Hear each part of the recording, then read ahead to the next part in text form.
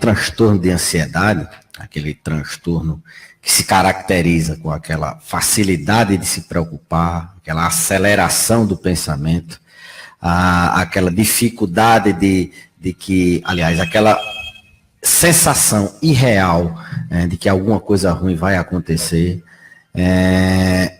Resumindo, pessoas estressadas, pessoas nervosas, elas têm uma tendência, e o estudo comprovou, a desenvolver o transtorno, a demência de Alzheimer. Então, estresse, ansiedade, quando não tratada, as pessoas tendem a ter a doença de Alzheimer, elas têm uma facilidade maior.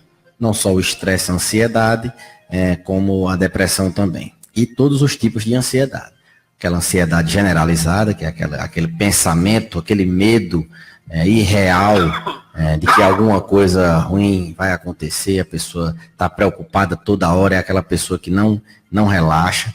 As fobias específicas, tem aquele transtorno do estresse pós-traumático, quando a pessoa envolvida numa situação de trauma e ela fica com aquele medo de qualquer coisa aconteça, que qualquer coisa aconteça remetendo àquele fato anteriormente, e outras fobias como altura, como medo de barata, fobias específicas. Então, as pessoas que têm esse transtorno de ansiedade, elas têm uma tendência maior a desenvolver, como o estudo próprio mostrou. Esse estudo só corrobora o que a gente já tem de literatura no mundo sobre a doença de Alzheimer. A gente sabe que combater o estresse é uma forma de você envelhecer com saúde e você previne, diminui o risco de você abrir uma doença de Alzheimer, uma doença degenerativa do cérebro. O estudo mostrou, inclusive, que eles comprovaram que a ansiedade aumenta o nível daquela proteína beta-amiloide, que é uma proteína, uma substância no cérebro que mata as células cerebrais, os neurônios, principalmente na área da memória. Então, as pessoas ansiosas, elas têm uma produção maior dessa proteína beta-amiloide, que é uma proteína clássica que aparece na doença de Alzheimer. Muito bem, doutor Beleza, essa questão da ansiedade, né? Ela parece que um mal existente, não só na questão das pessoas mais adultas, mais idosas, mas ela atinge aí pessoas jovens também, e no mundo todo, né? Eu já vi algumas pessoas dizendo que é uma doença extremamente complicada, né? Essa doença, a questão da ansiedade. A ansiedade nas suas diversas características, como eu falei, do estresse pós-traumático, da ansiedade generalizada, do transtorno obsessivo compulsivo, o próprio transtorno de pânico, ela é uma doença que causa muito sofrimento mental. É uma doença que causa insônia, é uma doença que causa dores. Os pacientes que têm ansiedade, eles somatizam muitas dores. Você tem aquela necessidade de ir no banheiro várias vezes. Esse é o telefone tocando. Pode ligar. Já foi. Ligou mesmo na hora, né? Então, quem tem o transtorno de ansiedade, quem tem ansiedade, nervosismo, ela tende a somatizar. Tende a se queixar, na maioria das vezes, não de sintomas psicológicos. Tende a se queixar, a maioria das vezes, de sintomas físicos. É aquela gastrite nervosa, aquela dor, é aquela sensação de aperto no peito, aquela sensação que vai morrer, quando tem uma crise de ansiedade, tem que ir no banheiro várias vezes, se treme muito. Então, a ansiedade, ela causa sintomas, é um mal que vem acometendo muita gente, e aí já voltando à sua pergunta, e que acredita-se ser em virtude dessa mudança de padrão de vida do ser humano. A gente hoje está com uma dificuldade muito grande de se desligar das coisas. A gente vive conectado pela internet, a gente tem luz, tem televisão, informação. Então, os agentes estressores, eles são enormes. A própria violência, a própria sensação de falta de saúde, de que os hospitais estão... tudo isso causa uma intranquilidade nas pessoas. E as pessoas que têm predisposição a ter a doença, elas desenvolvem. Abre quadros com sofrimento mental, às vezes, insuportável. Você imagina uma pessoa que tem um transtorno de ansiedade, que não consegue ficar no meio de multidão. Essa pessoa, como é que vai sair para o carnaval? Como é que vai para a novena? Uma pessoa que tem uma fobia, um transtorno de ansiedade do tipo obsessivo-compulsivo, que ela não consegue dormir sem lavar as mãos 5, 6 vezes. O sofrimento disso, ela não consegue desviar a rota dela para ir para o trabalho. É um sofrimento muito grande. Então, o transtorno de ansiedade vem aumentando a incidência. Inclusive, outro dia eu vi uma pesquisa que mostra que o Brasil é o país de pessoas mais ansiosas do mundo.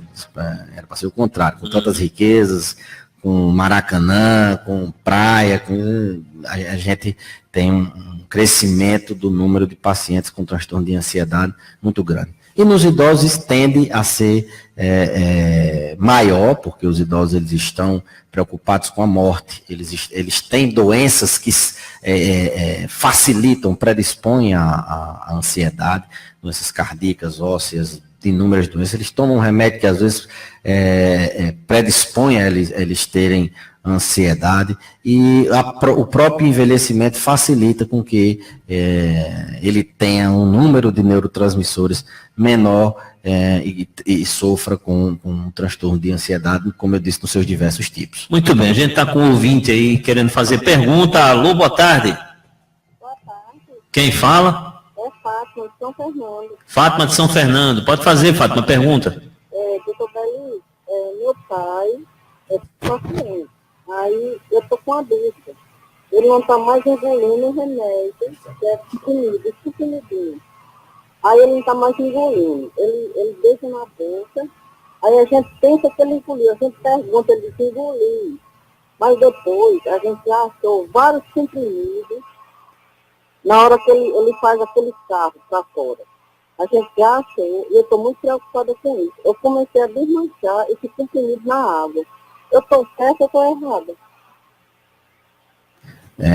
Agradecer a pergunta aí. O ideal era a gente fazer uma avaliação, né? Ele não está tomando o comprimido, a gente tem algumas alternativas e tem algumas coisas que podem estar causando o fato dele não ingerir o comprimido. A gente tem inúmeras alternativas para o paciente quando tem uma demência avançada, ele não querer ingerir os comprimidos, ele joga fora.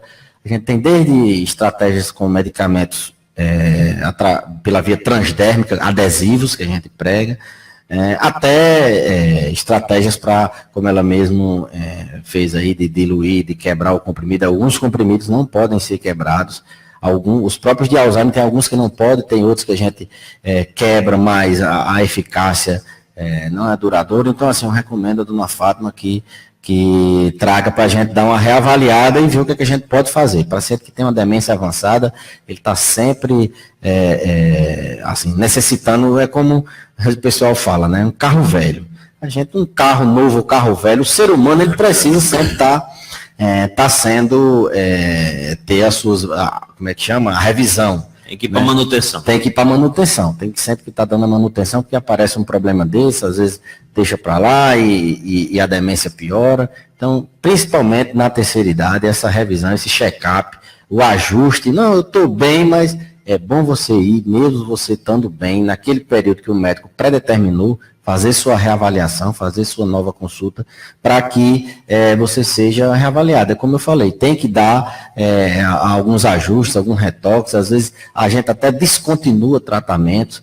Há uma tendência mundial hoje da gente fazer a desprescrição, que é isso, da gente só deixar o paciente tomando aquele medicamento que ele tem necessidade, que o benefício daquele medicamento suplante muito o risco dele tomar. Às vezes tomar um remédio para prevenir uma doença que só vai aparecer daqui a 10 anos. Qual o sentido dele estar tomando? Que o efeito desse remédio só vai ser daqui a 10 anos. Um paciente que tem 90, que tem 95, às vezes. Então há uma tendência à desprescrição.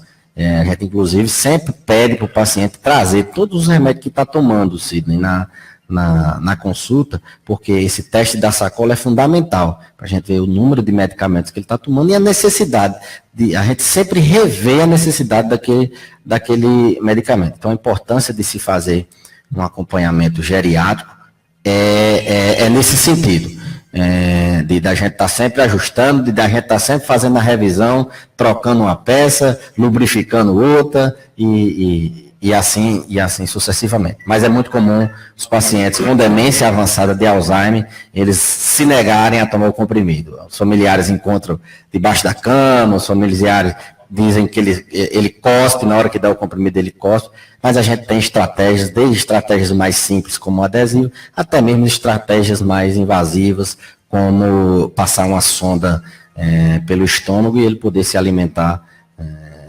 por essa sonda. Doutor Belísio, Jetson Santos, Jedinho, está mandando aqui uma pergunta. Boa tarde, Sidney. Gostaria de pedir ao amigo doutor Belísio que comentasse com os ouvintes o quanto é importante incentivar a autonomia dos idosos enquanto os mesmos ainda estão dispostos. Muitas vezes encontramos casos de senhores e senhoras que vivem praticamente inutilizados dentro de casa, pois os familiares não permitem mais atividades comuns, como ir ao supermercado, caminhar, e tudo isso só agrava o quadro de demência ou envelhecimento natural, por culpa da própria família, né, doutor Belísio? Às vezes até, né, por cuidado, mas é um cuidado excessivo que acaba prejudicando o idoso, né? Olha, mandar um abraço para meu amigo Getson, achei a pergunta extremamente oportuna. Duas coisas que a gente preserva. Antes do senhor falar sobre isso, a gente tem um ouvinte aqui no telefone, vamos logo para ele aqui. Alô, boa tarde. Boa tarde, Sidney. Oi. Queria fazer uma pergunta. Fala, Moreira. Eu estou constantemente com tontura. Seria. O que seria? E a outra pergunta para o doutor Belísio. Qual a receita para quem é flamenguista e por vazagem do telão para escovar? Qual a receita aí? Para quê? Para quê, Moreira? Para quem é do Flamengo e está querendo vir por Vasco, eu não estou aceitando, cara. Sim. Antes de falar sobre a história do Flamengo. Essa receita aí é fácil, né? Moreira. Oi. Perguntar a você, agora eu vou dar uma de médico aqui. O colega meu aqui está tendo tontura constantemente. Certo. A gente queria saber, doutor Belísio, o que está havendo com ele. Se é alguma taxa alta, aquela coisa toda. Doutor, perfeito.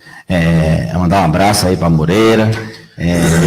Tontura no idoso, né? A gente até já fez um programa só sobre tontura. Uhum. As pessoas na terceira idade, elas têm uma tendência a ter mais tontura do que as pessoas mais jovens. É um sintoma muito comum que leva muitas pessoas a procurarem assistência médica por causa da tontura. E tontura, ela tem inúmeras causas, né? A gente tem a tontura do tipo vertigem, que é aquela tontura que o mundo roda. Tem a tontura do tipo desequilíbrio, é aquela tontura onde o paciente não sente o mundo rodar, ele sente um desequilíbrio nas pernas. Só a tontura do tipo vertigem, ela tem 4 subtipos. Né? A vertigem, ela pode ser a principal causa, a vertigem paroxística benigna do idoso, que é aquela tontura que o mundo roda, é de forte intensidade, piora com a movimentação da cabeça, quando levanta, quando mexe a cabeça, e piora com a movimentação da cabeça e é de curta duração. Então, a tontura do tipo vertigem, caracterizada por vertigem postural paroxística benigna, a característica é essa. Forte intensidade, o mundo roda e dura segundos a minutos. É, de longe, a principal causa de tontura no idoso.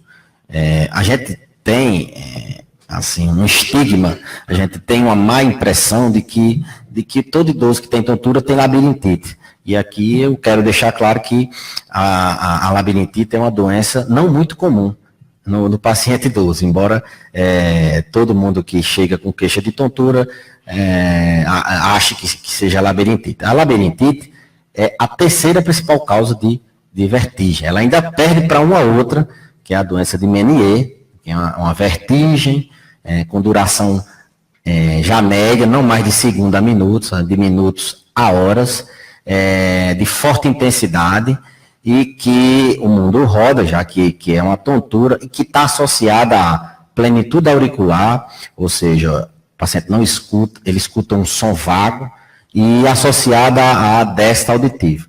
É uma doença característica. Então, primeiro, a vertigem postural benigna, vertigem postural paroxística benigna, VPPB. Segundo, Menier. Aí sim, a terceira causa de tontura no idoso, que é a labirintite. A labirintite é uma doença que dá em crises. O paciente ele tem tontura, o mundo roda por horas, dias às vezes. Não é aquela tontura que dá e passa, não. Direto, sem parar. Para ser labirintite, tem que ter essa característica de ser sem parar. Então, os idosos, eles têm vários outros tipos de tontura que podem, na maioria das vezes, não é a labirintite. É uma VPPB, é um MNE, é uma tontura do tipo desequilíbrio, uma tontura que é mais nas pernas, e tem até a própria tontura psicossomática, aquela que não está enquadrada em nenhuma dessas, e o paciente tem uma tontura que não é explicada por nada, geralmente por trás tem depressão e ansiedade. Então, tontura é um capítulo à parte. Tem que investigar. Tem que investigar, mas a mensagem principal é que nem a maioria das tonturas no idoso, elas não são labirintite, e a maioria, não sendo labirintite, elas não... Se a gente diagnostica errado, logicamente, a gente trata errado. Eu sempre digo isso a meus alunos. O bom médico é o que sabe dar diagnóstico. Passar o remédio é consequência. Você, com o tempo, você sabe passar o remédio para aquilo, para acolá. Agora, se você errar o diagnóstico, você vai passar o tratamento errado. É o exemplo da tontura. Se você, uma tontura é uma VPPB, você passa remédio para labirintite, o paciente vai ficar bom? Não vai. Né? Se é labirintite e você passa para a VPPB, as duas são tontura, mas os remédios são totalmente diferentes. São totalmente classes diferentes, o mecanismo de ação é diferente. Então, é diagnóstico certo. Existem alguns exercícios que a gente faz para tonturas em geral. Levantar a cabeça e baixar várias vezes, olhar para os lados, todo dia fazer esse tipo de exercício. Encostar a orelha do ombro, são exercícios que ajudam a quem tem problema de instabilidade postural, de tontura. Não sei se eu... Ótimo. Mas tem inúmeras causas. E tem que investigar, né? Tem que ir ao médico examinar, fazer teste. A gente tem vários testes que se faz para tontura, ver se não está tomando um remédio que possa dar tontura. Tem inúmeras causas. Tontura por si só, ela não diz muitas coisas, não. As próprias taxas altas. Pronto, ele falou de taxa. Uma tontura, para ser causada por uma taxa, ela tem que ser uma taxa muito alta mesmo. Uhum. As pessoas tendem a associar. A primeira coisa que eu falo, doutor, eu quero pedir um exame para ver se minhas taxas estão altas, que eu estou ficando tonto. Não, taxa alta não dá tontura. Raramente dá, e quando está muito alta demais, entendeu? Uhum. Quando já está, você está quase precisando se hospitalizar. Então, é um mito que a gente tem e a gente pode orientar. As pessoas querem remédio, mas a principal causa de tontura não necessita de remédio, necessita de reabilitação labiríntica, que é no caso da VPPB. Muito bem, tem outro ouvinte aí com a gente. Alô, boa tarde. A questão da Boa tarde, quem é? É sua tia. Oi? É sua tia. Opa, tia Rosa. É assim, porque agora eu fiquei um pouco confusa com o que eu estou ouvindo o Dr. Belis dizer. Porque assim, eu tive tontura anteriormente. Aí ultimamente eu estava tendo zumbido nos ouvidos e até doeu os ouvidos. Aí passaram o labirinto a me tomar. Aí eu fico agora sem saber se realmente vai servir para esse sintoma que eu estou sentindo ou se necessário outro. Pronto. O que é que acontece? O próprio nome já é muito sugestivo, né? Labirinto para labirintite. Uhum. Não, se o nome é labirinto, eu estou com tontura, toda tontura o povo diz que é labirintite, então eu tomo labirinto. O labirinto é para labirintite, realmente. Então, se o labirinto não está funcionando, é porque o diagnóstico, a doença não é labirintite. O que acontece é que o labirinto, o vertizine, o estugeron, a sinarizina, eles mascaram um pouco, eles sedam o nosso labirinto, eles deixam o nosso labirinto com uma tontura menor, mas não resolve o problema. Você está entendendo, Cid? Então, se ela não ficou boa com o labirinto, a gente tem que investigar, saber que tontura é aquela. Se está tomando um remédio que não está servindo, tem que parar, logicamente. Então, não recomendo toda tontura você já sair por aí tratando como se fosse labirintite. Agora, interessante que ela disse que o médico passou, né? A gente tem uma carência, assim, né? A população, então, inclusive, foi a tese do meu mestrado, foi de melhorar a qualidade do médico egresso. Em virtude do envelhecimento populacional, a gente tem uma carência maior de formar um médico que saiba mais sobre o idoso. O idoso é um outro ciclo de vida. Tem a fase de infância, a fase de adulto e é um outro ciclo de vida. Então, a gente tende a querer formar médicos que saibam, tenham uma ideia geral de como é o envelhecimento, possa tratar as principais doenças do envelhecimento, como a tontura, é uma doença própria da terceira idade, dá muito mais em idosos. Então, a capacitação do médico formado que está saindo, ou mesmo, antigamente não se tinha praticamente geriatria nos currículos, a gente não tinha geriatria, nem gerontologia, ninguém tinha conhecimento sobre saúde do idoso. Então, o médico pode ter, sim, em virtude da sua, talvez, formação em uma outra época, ou a formação que está começando agora a ter conhecimentos sobre envelhecimento, ter feito um diagnóstico que é normal errar, né? A gente pode errar, voltar lá e ver se não está errado, ver se não precisa do encaminhamento para um médico especialista, alguma coisa desse tipo. Muito bem, vamos lá a pergunta do Gedson Santos, o Gedinho, que fala da autonomia, né, da pessoa idosa, deixada muitas vezes em casa pela família, que tem, às vezes, eu penso também assim, tem outros motivos, mas também tem essa história do cuidado excessivo que acaba por prejudicar aquela pessoa, né? Achei oportuna demais. A gente tem dois pilares, dois focos, duas metas assim na geriatria. É manter o máximo possível do paciente independente, ou seja, ele com a capacidade de fazer o que ele quer, e ele autônomo, com a capacidade de decidir o que ele vai fazer. Autonomia relembra uma capacidade mental de julgamento, de discernimento, de tomar decisões. Ele decidiu, não, eu quero ir lá para a rádio hoje conversar com o Sidney. Ele decidiu, e para isso ele tem que ter um humor, tem que ter uma cognição, tem que ter a mente funcionando bem. Então, e a independência é a capacidade dele executar. Ele decide vir à rádio e ele vem à rádio sozinho. Ele toma banho só, ele se alimenta só. Então, são dois pilares que a gente está trabalhando toda hora. Falei em desprescrição, porque às vezes a gente tem que desprescrever. Porque a gente, não vou medicar essa doença, mas eu vou tornar meu paciente dependente. Então a gente está sempre batendo nessa tecla de autonomia, de independência. Quanto mais independente, as famílias às vezes não conseguem fazer esse raciocínio. Quanto mais seu pai, sua mãe, seu avô puder ir no banheiro sozinho, menos ele sobrecarrega quem cuida.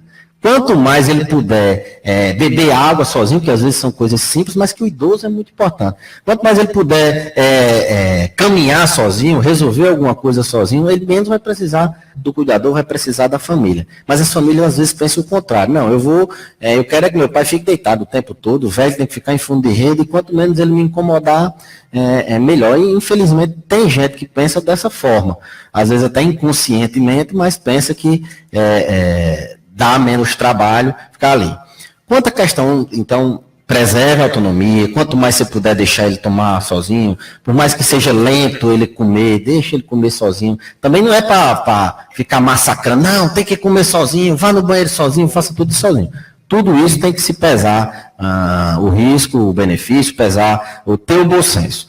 Quanto à superproteção familiar, é muito comum, é uma coisa que a gente, aqui no nosso sertão, onde nossos pais, que são de família rural, a maioria da nossa população vem, assim, vamos dizer, como eu, somos filhos de pobres, e quando a gente tem a oportunidade de cuidar deles, a gente tende a retribuir aquele carinho que a gente teve durante a nossa vida. Nossos pais deram tudo por nós e a gente tende a retribuir isso, tentando cuidar da melhor forma.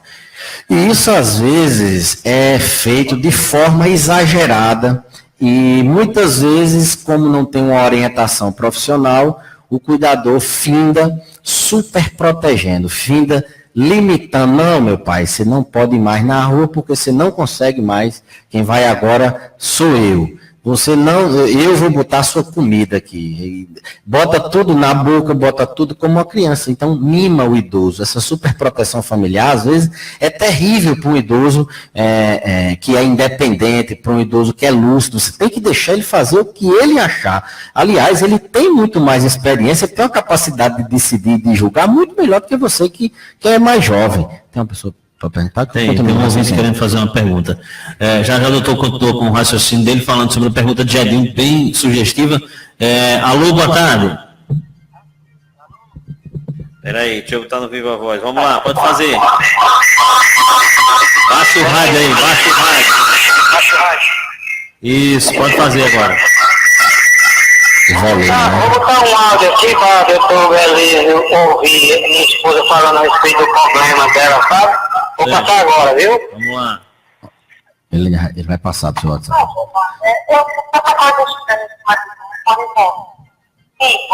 Ele vai passar o áudio. Participação na pista, agradada, fica um calor, fica calafrio, mal-estar, vontade de chorar, um estresse com facilidade, tem pressão, tem que ficar boa, tem que não tá, tem que estar alta. E são esses sintomas que me incomodam. Tem hora que eu tô ficando de casa, eu tô só que também fiz todos os exames e tá tudo normal. E essa dor de cabeça também que estima muito. Aí, João, fica assim, eu fico falta de sono, eu tô bem afastado, aquele calorão, aquele mal-estar, fico tonta, fico assim, da tontura, esses dias que ficar no meu na minha vista. E aí eu começo a passar mesmo, estresse, não sei como desmaiar. Os remédios que eu tô tomando, hidrocortiazida, que é para a pressão alta, e calmante. E no medicação que é para, assim, tipo, já calma um pouco, você tá com a noite, eu tava conseguindo dormir. Quando o doutor Belísio ouviu? A idade dela? Qual é a idade? A idade dela é 40 anos, ela tem. Ok. Pronto, Obrigado. vai responder agora, tá certo? Valeu. Bom, esse período, Sidney, de 40 a 50 anos, é um período onde a mulher começa a declinar o hormônio que é responsável por diversas funções no organismo. É o hormônio chamado estrógeno, produzido pelos ovários, e ela começa a entrar em decadência, em falência desse hormônio, que é quando ela entra na menopausa, que ela menstruou a última vez. Então, esse período um pouco antes da menopausa e esse período um pouco depois da menopausa é um período de muita alteração. Você viu que são inúmeras queixas e que a gente teria que, de cada queixa dessa, a gente esmiuçar na consulta, né? Então, mas de maneira geral, a minha observação seria que talvez ela esteja no período do climatério, e esse climatério esteja deixando ela com diversos sintomas. A gente falou que a ansiedade ela se manifesta, às vezes, sem sintoma psicológico, se manifesta com sintomas físicos. Então, ela está tomando calmante, deve ter algum transtorno de ansiedade, e está somatizando, tá? Sintoma físico, está tonto demais, calor, está com muito sintoma físico. Então, a linha de raciocínio seria essa: uma paciente com muitas queixas que são inespecíficas de uma doença só, a gente coloca dentro de um liquidificador e geralmente sai transtorno de ansiedade associado à depressão no climatério. Pode responder por inúmeras causas dessas. Outro sintoma, a gente iria investigar. Mas a mensagem é que, nesse período do climatério, é muito comum o paciente ficar com o humor alterado. E a cabeça não estando bem, o corpo padece, né? Então, os sintomas físicos de dor, de tontura, de diarreia ou de prisão de fezes, de gastrite nervosa, ela falou também em dor de cabeça. Às vezes, tudo isso significa depressão, ansiedade e climatério. O que é que se faz? Tratamento. Faz o tratamento para depressão e ansiedade, e dependendo do paciente, a gente faz a terapia de reposição hormonal, que coloca o estrógeno de novo normal, no nível normal, e o paciente melhora. Então, recomendo que a paciente procure auxílio na atenção primária, na sua unidade de saúde ou com um profissional médico. Se não melhorou, volta. Não é exame que vai dizer que está tudo normal. É uma consulta bem feita, você ouvir o paciente, você saber que está naquele período, enfim. A gente sabe que a luta ali no SUS, no hospital, que há de 200 pacientes num dia e às vezes não dá tempo a gente ouvir bem o paciente, se bem que ali não é o local de uma consulta eletiva, ali é um local de você tirar da emergência. Mas a minha orientação seria essa, deve estar no climatério, com sintomas associados ao climatério esse período antes da menstruação e que requer um acompanhamento, um tratamento médico, com remédio, com ou talvez hormônio, enfim. Depois vamos voltar a fazer um programa sobre climatério, doutor, e menopausa. A gente fez esse ano, 2017, a gente fez um programa, eu me lembro, foi até uma pergunta de um ouvinte que me parou na rua, pediu para o senhor falar sobre isso, foi uma sugestão, aliás. A gente podia voltar a fazer um programa sobre climatério e também menopausa, né? E vamos voltar a falar sobre a autonomia dos idosos, a pergunta de Jedinho? Pronto, perfeito. Eu queria fazer até uma pergunta, eu vi o senhor falando aí, eu estava querendo saber, queria que o senhor falasse sobre o seguinte: e quando o idoso é quem sugere que isso aconteça, que ele fique em casa, que ele não vá fazer, que ele próprio se recolha, né? Que ele não se permita fazer, por exemplo, uma caminhada, ir ao supermercado, ir a uma farmácia, ir a uma loja fazer uma compra, ler um livro. E quando ele não se permite fazer isso. Ele não quer. Depressão. O paciente tem que se pensar em depressão. Não é normal a pessoa desistir de viver. Não é normal a pessoa desistir de fazer aquilo que ela gosta de fazer, de antes fazer uma coisa. E só pelo envelhecimento, não é normal o idoso não querer mais fazer porque está velho. Na verdade, a gente tem que quebrar esse paradigma de que tudo é do envelhecimento. Não. Se ele está assim é porque ele não está normal. Então, muitas vezes o idoso ele quer a superproteção, mas por quê? Porque ele está, porque ele está manifestando uma carência afetiva. Então, ele está manifestando que ele não está bem, tem a carência afetiva. Porque o que é que acontece também, às vezes, a família? A superproteção, eles querem, como eu disse, deixar ele sem nenhum risco de cair, e paga uma pessoa para botar o remédio na boca, paga a outra para levar ele para o banheiro, e não quer que o idoso, às vezes o idoso luta. Então, essa superproteção, principalmente para esses idosos que são, como é que eu posso dizer, independentes. A família fica, você não pode isso, você não pode aquilo. Muitas vezes a doença está no cuidador. O cuidador ansioso, ele transfere, chama-se na psiquiatria de projeção. Ele projeta no idoso, está normal, está bem. Ah, mas o senhor não pode comer isso. Na verdade, ele que está ansioso demais, o cuidador. Tem isso também, as nuances de se cuidar do idoso, elas são enormes, porque é uma família, são muitas pessoas, são os filhos, são os netos, são os irmãos, são os agregados, nora, genro, e por aí vai. Então, pegando a deixa de autonomia, deixar ele decidir o que ele quer, mesmo que seja errado. Não, eu quero ir para o sítio.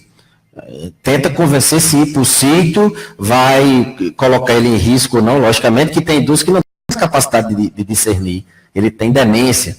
Ele não tem mais capacidade de estar tocando a vida dele sozinho. Mas o máximo que você puder deixar ele independente, isso vai ser excelente. O processo de envelhecimento dele vai ser melhor. Ele vai dividir a força na hora de ir no banheiro, ele vai dividir as ações, vai lembrar você que ele precisa tomar água, vai lembrar a hora do remédio. Então, deixar ele quanto mais independente e autônomo, melhor. O problema é a questão da sobrecarga do cuidador, não é fácil. Cuidar de uma pessoa idosa com dependência, muitas vezes as famílias colocam, olha, não, a gente vai pagar um salário a você para você cuidar do nosso pai, e ali eles jogam, terceirizam tudo. E isso, a sobrecarga do cuidador é uma coisa que está no dia a dia. Gente que tem idoso, vocês que têm idosos, eu tenho idoso em casa, tem que valorizar quem cuida. Se você tem um cuidador de confiança, tem um cuidador que cuida bem, que tem paciência, você tem que tratar ele bem, você tem que dar folga a ele, você tem que tratar ele muito bem, porque não é fácil cuidar de idosos dependentes. O próprio cuidador, ele sofre muito, ele sobrecarrega muito. Eu sei que tem muitas famílias aí me ouvindo e pensando, meu Deus, eu nunca parei para pensar que minha irmã é tão estressada, ou meu irmão é tão estressado, porque papai realmente requer muito cuidado. E é essa pessoa quem cuida dele, né? E é essa pessoa quem cuida. Aí chega, geralmente mora fora, quando chega quer dar pitaco, como ele diz, são os cuidadores pitaqueiros.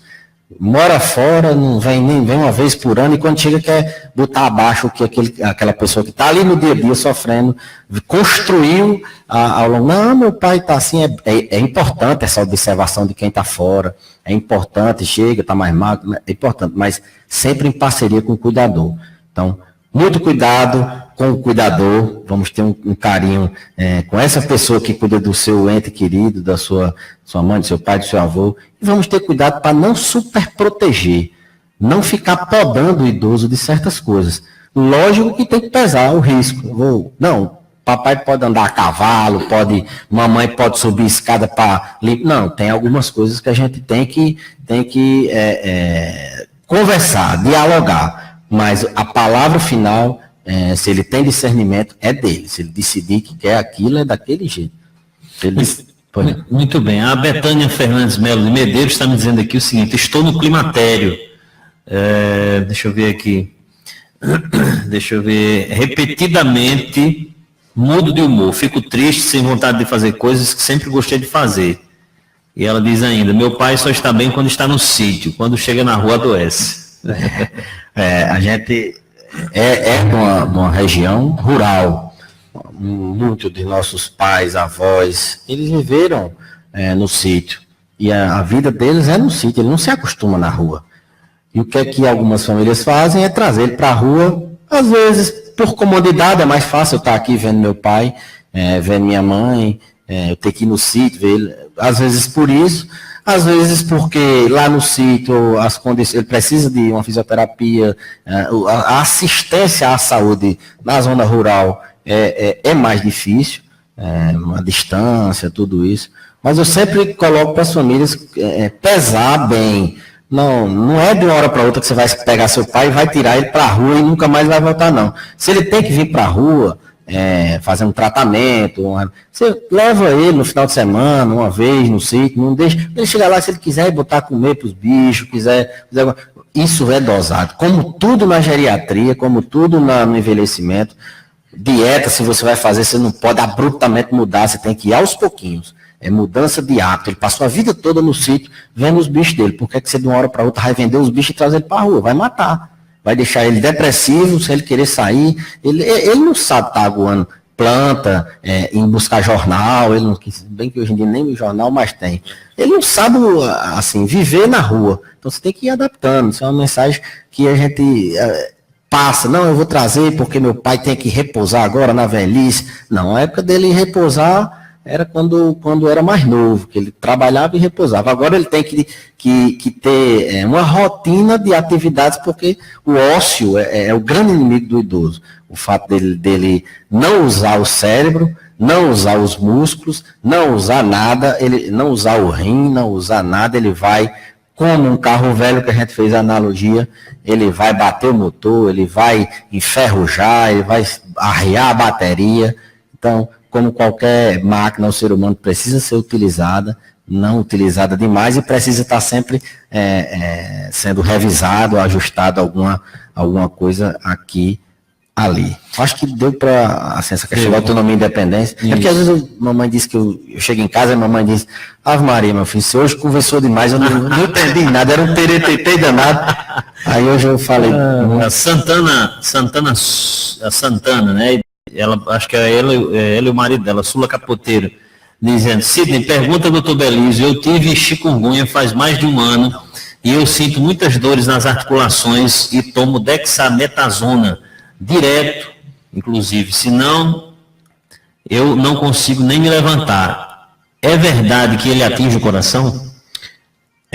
Excelente pergunta. Graças a Deus a incidência de novos casos de chikungunya do ano passado para cá caíram drasticamente em virtude os programas de educação, da ciência que evoluiu, do combate ao mosquito, a gente não tem tido novos casos com tanta frequência.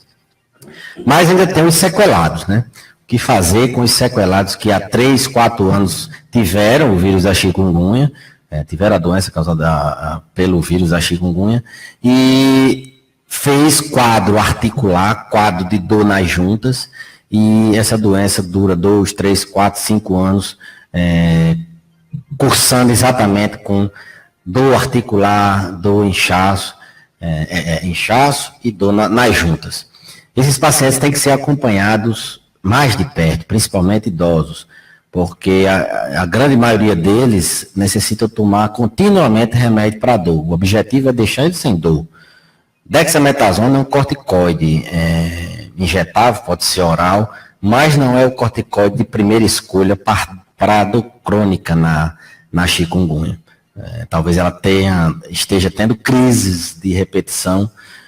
O tratamento da dor crônica, da artropatia pós-chikungunya, da dor causada pela doença chikungunya, é um tratamento quase igual ao de dor crônica. A gente tem que manter o paciente tomando remédio analgésico e algumas vezes, alguns pacientes a gente mantém tomando corticoide.